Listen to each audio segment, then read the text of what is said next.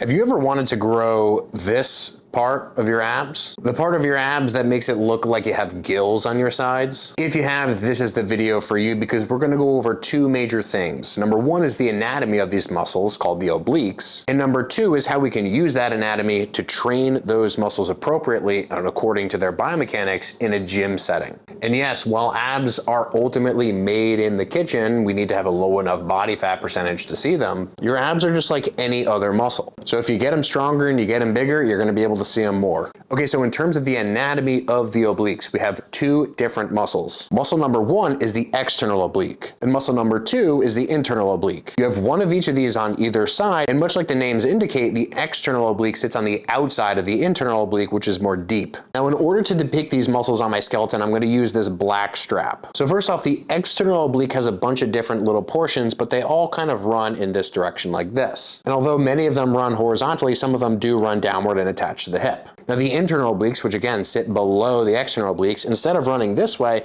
they actually run in the opposite direction. So instead of running from high to low, from this perspective, they run low to high. So the external obliques on the right side run like this, and the internal obliques on the right side run like this. Now here's what's really cool about their function. If you focus on the left external oblique, it kind of runs downward at this angle. But if you continue thinking about what's on the other side of that, it's the right internal oblique. In other words, the opposite side internal and external obliques function together to create trunk rotation. So this is primary function number one, which is simply twisting the trunk. And if I'm going to turn to my right side, what's going to happen is my obliques, that sling from left to right, are going to pull my trunk to that side. So if I'm turning to the right, my left external oblique and my right internal oblique are going to pull me there. And if I'm turning the opposite direction, my right external oblique and my left internal oblique are going to pull me there. Don't worry, this sounds complicated, but I'm going to make it really simple in training application. There's one more function that we have to go over here, which is actually just side bending. Again, if you think about that anatomy, external obliques, internal obliques, because they're oriented oppositely, they form this kind of X-like fiber orientation on the side of the body. And simply what that means is that they can just create a side bend. Okay, sweet. So what does this actually mean in practice? Well, based on the biomechanics of the obliques, I think it makes sense to divide your oblique training into two major sections. Section number one is basically just any kind of rotational exercise. Section number two is any kind of side bending exercise. So category number one, trunk rotation. My favorite trunk rotation exercise without a doubt is a simple cable rotation. It's not the normal cable rotation that you see a lot of people doing where they're just standing up in free space trying to turn their trunk haphazardly. It's a much improved version of that. Basically what you're going to do is you're going to pull a bench up to a cable stack. You're going to anchor your hips into the bench so that you actually have a stable base of support off of which to create the rotation. And then all you're going to do is you're going to grab the cable and start doing twisting motions. The way that you should think about all these rotation motions is basically like your obliques are a towel, and what you're doing is you're wringing out the towel. You don't want to be bending over side to side. You just want to imagine that there's a line going straight down through your body and you're just twisting and turning around that line. And with this kind of stability that you have from anchoring the hip down, you're going to be able to generate a lot more output on this oblique twist relative to probably most other variations you're used to doing. And again, keep in mind that simply just doing one set on either side is going to train all external and all internal obliques. Now, if you don't feel like setting up a bench and jerry-rigging that setup because maybe your gym is busy, you can simply just anchor your leg up against one side of the cable column, and that will probably be much more productive than simply just standing out in free space and trying not to fall over. Okay, so now the second category of exercise is just our side bending motions. Now, unlike the trunk rotation exercises, which there aren't as many good ones in my opinion, there are plenty of stable side bending options that you can choose from. My personal favorite is to use a hyperextension machine and to face sideways on the machine. This is a really stable, highly loadable exercise that you can progress super easily. And again, remember, unlike the towel twisting exercises where you're working opposite side obliques, the top side abs in the context of the hyperextension side bend are going to be the ones to do the work. So in this case, the same side abs are working together. Now again, there are many other versions of this. You could simply do a standing side bend or a side bend where you're holding a Smith machine with one of your arms, or even something like a cable side bend. All of these motions are fairly straightforward. Now, if you do want to pick one of these categories over the other, what I would recommend personally